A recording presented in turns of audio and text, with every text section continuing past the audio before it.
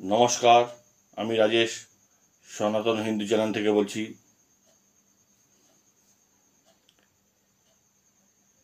একটা সুখবর কলকাতাবাসীর জন্য, শারদীয়ার শুভেচ্ছার মধ্যে শুভেচ্ছা বার্তা এলো। সেটা সবাই আপনারা হয়তো কম বেশি জানেন, আবার হয়তো নাও জানেন। আরজি করের জাস্টিস যতদিন না হবে, আমার বোনের যারা আসামি তারা শাস্তি পাবে, তার জন্য আমার যা কথা, কাঁধে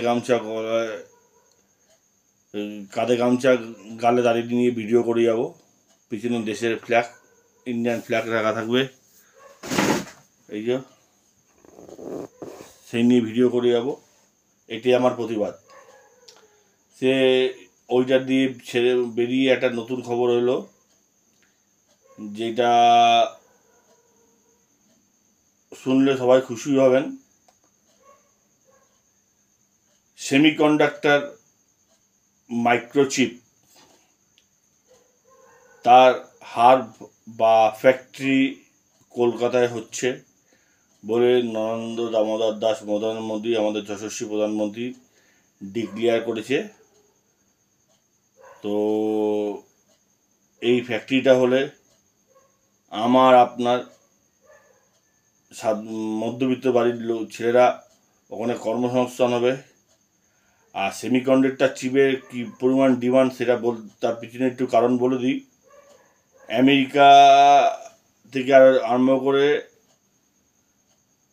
ইউরোপিয়ান কান্ট্রি, আমেরিকান কান্ট্রি, বিভিন্ন কান্ট্রিতে হাইলি ডিমান্ড। তার এক্সপোর্ট করতো চীন। সেই চীনের থেকে কন্ট্রাক্ট বেরিয়ে এসে ভারতের কাছে এসছে। অলরেডি আসামের মৌগ্রামে রতন টাটা সেমিকন্ডাক্টর ফ্যাক্টরি লাগিয়েছে। আমাদের পশ্চিমবঙ্গকেও যশস্বী প্রধানমন্ত্রী শারদীয়া একটা গিফট দিয়েছে। এবার হলো জমি। এই জমি নিয়ে রাজ্য সরকার নাটক করবেই হয়তো, কিংবা অন্য কোনো গল্প ফন্দি ফাটবে। সে করুক, গল্প টল্প লাগাক, যা ইচ্ছা করুক, কিন্তু আফটার অল জমিটা যেন দেয়, কারখানাটা যেন হয়। সিঙ্গুর নিয়ে আমরা ভুগেছি, ওনার নাটকে আমরা সিঙ্গুর নিয়ে কিন্তু ভুগেছি, কোনো ফ্যাক্টরি কিন্তু আসেনি। এইটাই কিন্তু লাস্ট চান্স। তার কারণ হলো বামফ্রন্টের জন্য কম্পিউটার হাব চলে গেছে হায়দ্রাবাদে, তৃণমূলের জন্য চলে গেছে রতন টাটা, যে বিজনেস টাইকুন আর সবচেয়ে বড় মানব হৃদয় যুক্ত শিল্পপতি। সে চলে গেছে। সে আর আসবে কিনা আমি জানি না, কিন্তু সেমিকন্ডাক্টরের চিপটা এই যে কারখানাটা কলকাতায় করবে বলছে, তার জন্য হাত জোর করে বলছি, যারা এই জমি জট নিয়ে কিংবা জমি দেওয়া নিয়ে নাটক করবে, আন্দোলন করবে, তাদেরকে আম জনতা ধাক্কা মেরে সরিয়ে দেবেন। তার কারণ হলো ওই কারখানাতে আমার ঘরের ছেলেরাই চাকরি করবে। সেমিকন্ডাক্টরের মার্কেট দিনকে দিন বাড়তে আরম্ভ করেছে। এটা কলকাতায় যদি হার হয়, সাকসেসভাবে করতে পারে এই তৃণমূলের জমানায়, তাহলে পশ্চিমবঙ্গ ছেলেরা পশ্চিমবঙ্গে কাজ করবে, পরিযায়ী শ্রমিক হবে না। পরিযায়ী কথাটা কখন হয়েছিল? যখন পশ্চিমবঙ্গের বাইরে গিয়ে আমাদের ছেলেরা কাজ করতো, করোনার সময় যখন আমার রাজ্যে ফিরছিল, তখন পরিযায়ী কথাটা উঠে এসেছিল। সেই নিয়ে পরিযায়ী হয়ে গেল। কেন যাবে আমার আমার পশ্চিমবঙ্গের ছেলেরা বাইরে? কেন যাবে? এখানে কারখানা হবে না কেন? মাননীয়তা বলেছিল ডবল চাকরি দেবে 2021 সালে ভোটের সময়। আর আজকে চাকরি প্রার্থীরা রাস্তায় দিনের পর দিন রাস্তায় বসে আছে, কোনো উচ্চবাচ্য নেই। আর খয়রাতি দিয়ে ভোট কেনার চিন্তা। আর একটা কথা হাত জোর করে বলি, আমাদের সংখ্যালঘু ভাইরা, আপনাদের জন্য কি করেছে এই ভাতা ভিক্ষা ছাড়া? আপনারা যে দুহাত ভরে ভোট দিচ্ছেন, কি করেছে?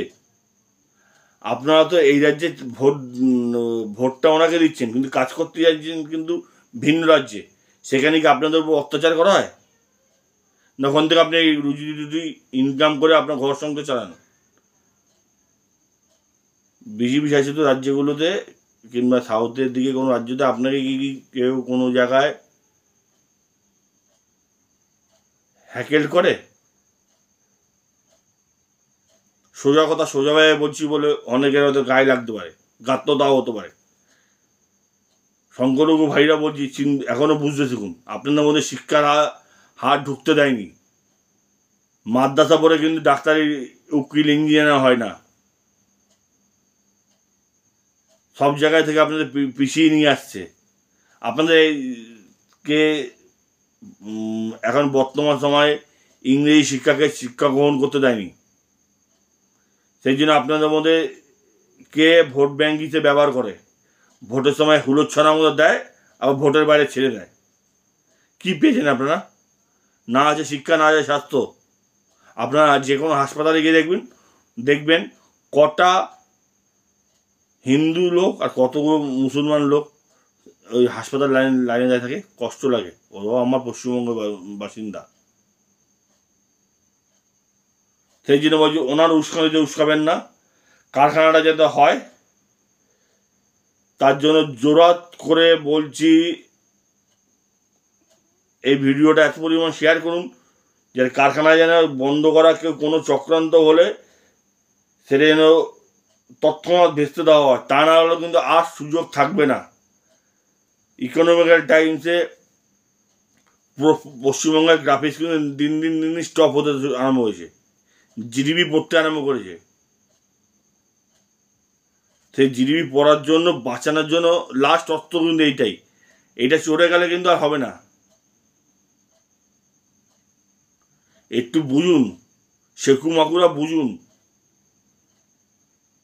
অনেক তো হলো, এবার ভবিষ্যৎ প্রজন্মকে কেউ কিছুটাও তো উত্তর দেওয়ার জায়গা রেখে যান। নাকি এখানে পড়াশোনা করে ভিন্ন জায়গায় চাকরি করবে, বাবা মাকে ছেড়ে দিয়ে চলে যাবে একা? এইভাবে কতদিন চলতে পারে? 12-15 বছর তো হয়ে গেল। 2011 সাল থেকে আমরা ভুগে আসছি। কম্পিউটার তাড়িয়ে ভুগেছি, রতন টাটাকে তাড়িয়ে ভুগেছি, এবার সেমি কন্ডাক্টরের ফ্যাক্টরিতে তাড়িয়ে ওই ভুল আমরা আর করবো না। এই অঙ্গীকারবদ্ধ আমরা সকল পশ্চিমবঙ্গবাসী হিসাবে নিই। আর ভিডিওটা প্রচুর প্রচুর পরিমাণে শেয়ার করুন। সাবস্ক্রাইব করতে হবে না, শেয়ার করুন যেন প্রতিটা জায়গায় যায়, সাধারণ মানুষ বুঝতে পারে যে যশস্বী প্রধানমন্ত্রী চেষ্টা করছে সেমি কন্ডাক্টর এর কারখানাটা যেন হয়। একটা সেমি কন্ডাক্টর কারখানা হলে তার সাথে আরও 10টা কারখানা ঢুকবে, তার মানে আরও কর্মসংস্থান বাড়বে। যেই চাকরি পাক, যে সিপিএম করা হোক, তৃণমূল করা হোক, বিজেপি করা হোক, নির্দল হোক, আমার সংখ্যালঘু ভাই হোক, হিন্দু ভাই হোক, যে হোক চাকরিটা পাবে তো।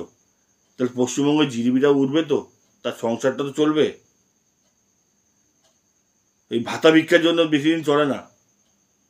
যেদিনকে ভাতা ভিক্ষা বন্ধ হবে সেদিনকে সব শেষ হয়ে যাবে। কিন্তু আপনার যদি স্কিল ডেভেলপ হয়, কর্মসংস্থান থাকে, শিক্ষা থাকে, তাহলে কিন্তু সেই জাতি আর সেই রাজ্য উঠে দাঁড়ায়।